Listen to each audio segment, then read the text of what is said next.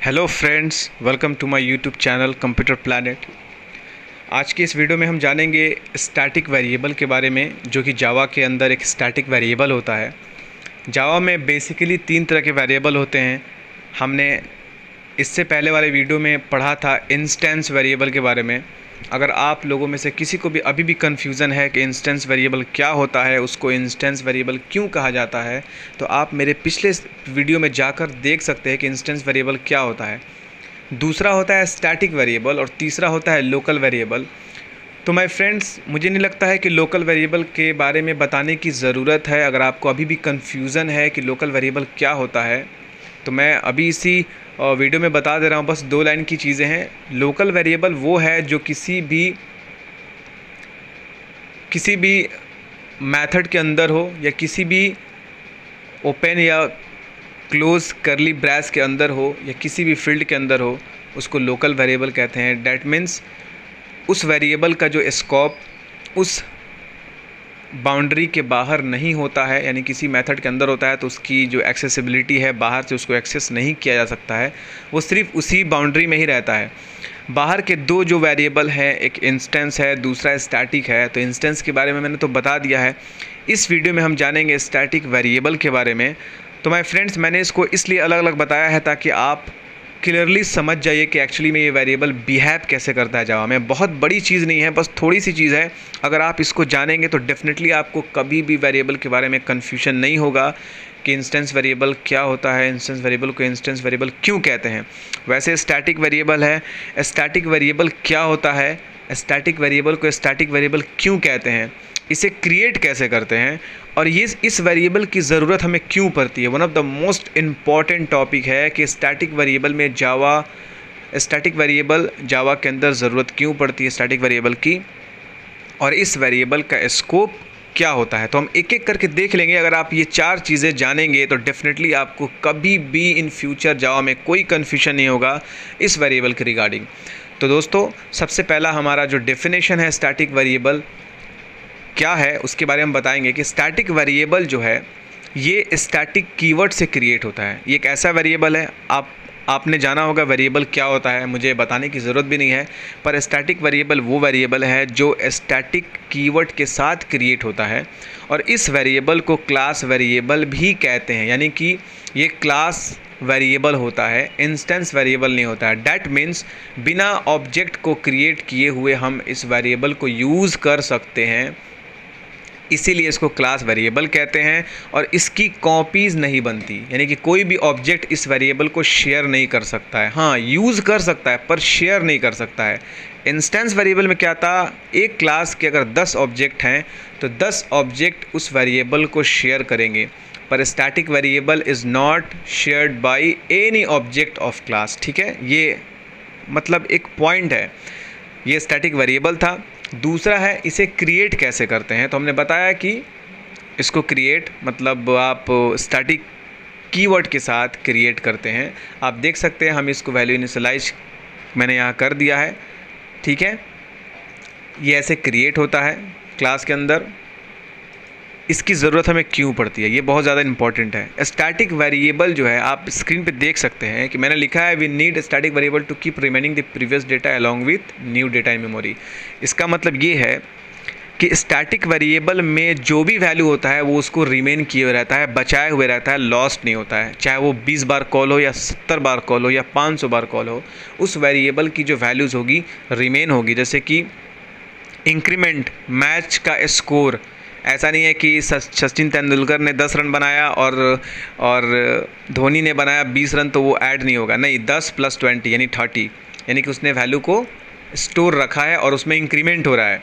तो हम किसी भी वैल्यू को बनाए रखने के लिए हम स्टैटिक वेरिएबल का यूज़ करते हैं ताकि मेरा पहले वाला जो वैल्यू है वो लॉस्ट ना हो, इसलिए यूज़ होता है बेसिकली। ठीक है, कभी भी स्टैटिक वेरिएबल पूछा जाए हम यूज़ क्यों करते हैं, तो पहले वाले वैल्यू को बनाए रखने के लिए। यानी कि अगर 1 है और मैंने 1 में एक और इंक्रीमेंट दिया है, तो ऐसा नहीं कि 1 ही होगा, वो 2 हो जाएगा। फिर 2 में अगर इंक्रीमेंट दिया है तो 3 हो जाएगा और वो वैल्यू रिमेन रहेगा।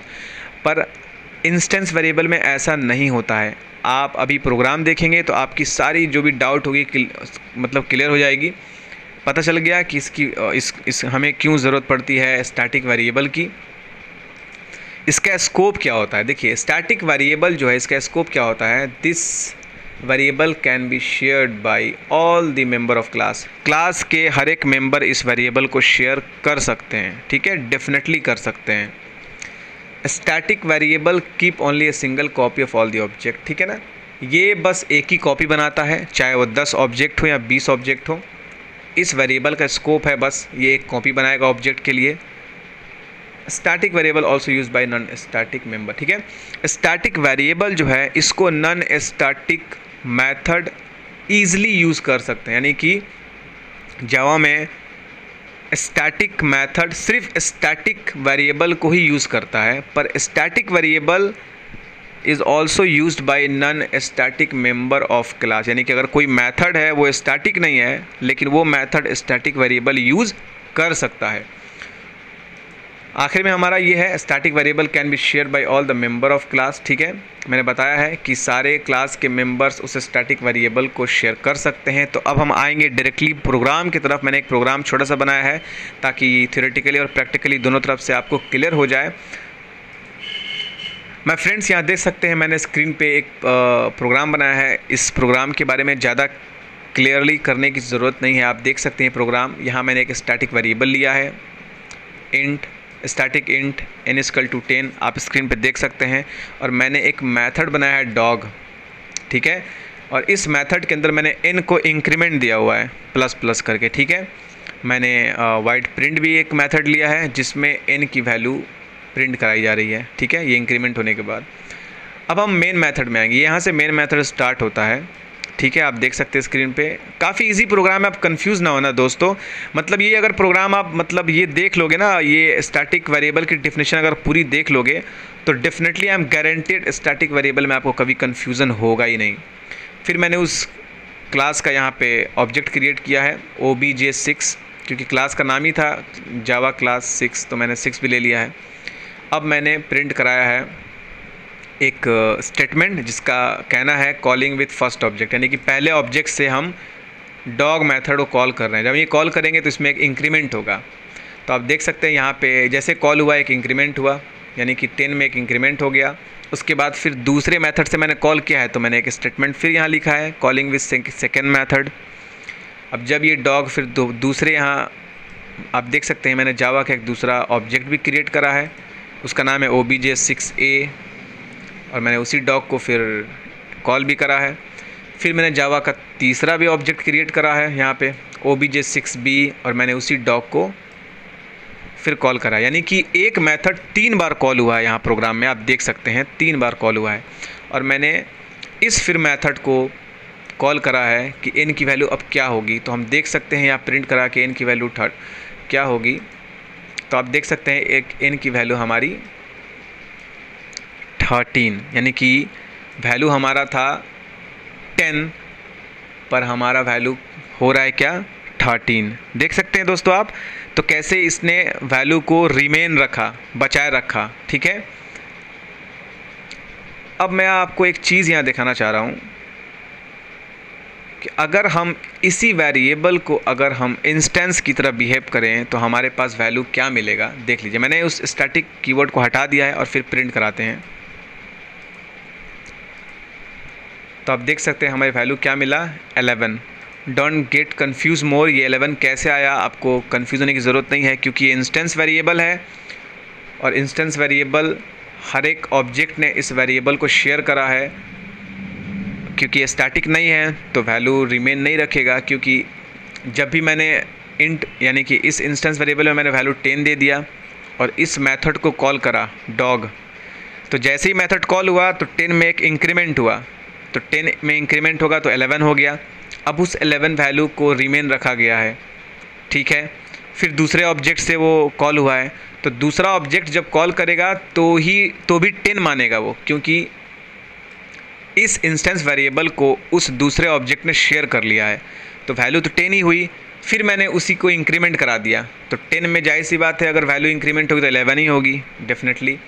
फिर मैंने उसी तीसरे ऑब्जेक्ट से कॉल करा उसी डॉग को, तो फिर वैल्यू 10 ही थी, क्योंकि हम जानते हैं instance variable has been shared by all the object of class, चाहे 10 ऑब्जेक्ट हो या 20 ऑब्जेक्ट हो, वो शेयर करेगा।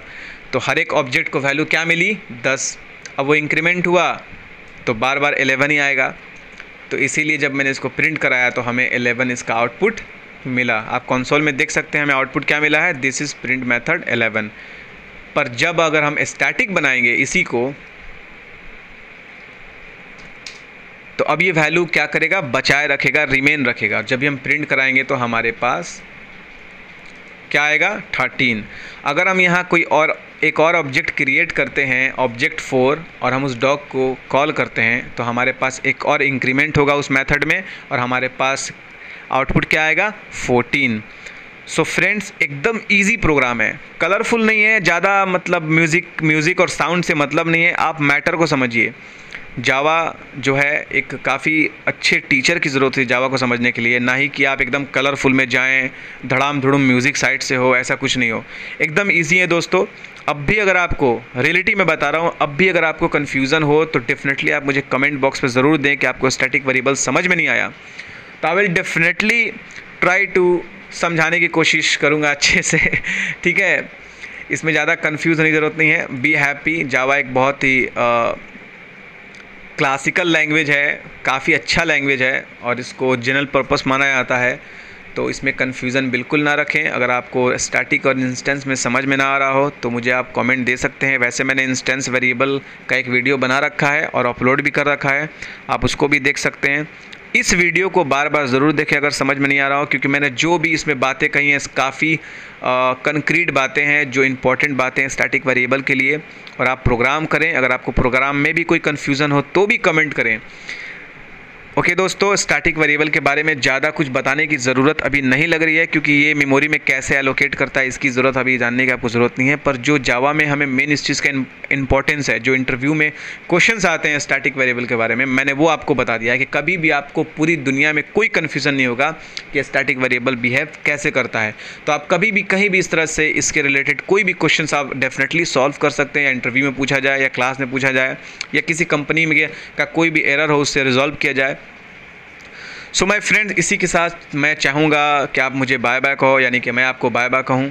तो आप मेरे चैनल को सब्सक्राइब ज़रूर कीजिए माय फ्रेंड्स, मुझे सपोर्ट करिए और इस वीडियो को लाइक करिए और उन दोस्तों को ज़रूर शेयर करिए जिनको जावा सीखने की ज़रूरत हो। और अगर जावा में कोई भी चीज़ अगर आपको समझ में नहीं आ रही हो, चाहे एक्सेप्शनल हैंडलिंग हो या पॉलीमॉर्फिज्म्स हो या इनहेरिटेंस हो या एब्स्ट्रैक्शन हो, एनीथिंग जावा में, या मेमोरी एलोकेशन कुछ भी, या garbage collection, what is everything, जो भी आपको प्रॉब्लम हो, कन्फ्यूजन हो, आप डेफिनेटली कमेंट बॉक्स पे ज़रूर दें कि मुझे यहाँ कन्फ्यूज़न है। मैं आपको प्रोग्राम के साथ इस वीडियो में बताऊँगा कि इसका हल क्या है। ओके माय फ्रेंड्स, तो मेरे चैनल को सब्सक्राइब कीजिए। I am gonna repeating it कि आप मेरे चैनल को सब्सक्राइब कीजिए, वीडियो को लाइक करिए, शेयर करिए और मेरे वीडियो को वॉच भी करिए और दूसरों तक बताइए कि यहाँ पे ऐसी ऐसी चीज़ें हैं। मैं काफ़ी इजी, मेरा मकसद ये है कि आप तक जावा पहुँचे और समझ में आए। मुझे इस वीडियो को कलरफुल बनाने में कोई दिलचस्पी नहीं है, इससे वेस्ट ऑफ टाइम होता है, ठीक है। तो हम अपने वक्त को बचा के पढ़ाई पे ज़्यादा ध्यान दें। मैं खुसूसन अपने स्टूडेंट से ये अपील करता हूँ कि अपने ज़्यादा ऐसे वीडियोस को ज़्यादा देखें जिसमें बातें अच्छी कही जा रही हों, ना कि कलरफुल हो और समझ में ना आए, ठीक है। लगता है मैं ज़्यादा बोल गया दोस्तों। इसी के साथ मैं अब अलविदा चाहता हूँ। Bye bye, have a nice day.